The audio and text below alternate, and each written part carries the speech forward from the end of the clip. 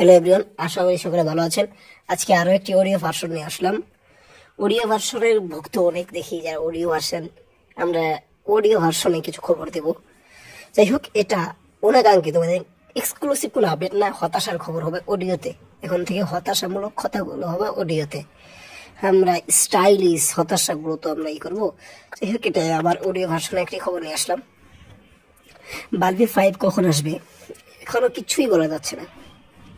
দেবযশী কিন্তু বলেছে আই হোক খুব তাড়াতাড়ি এসে পড়ুক, কিন্তু কই কবে আসবে সেও জানে না, সে নিজেও জানে না কবে আসবে।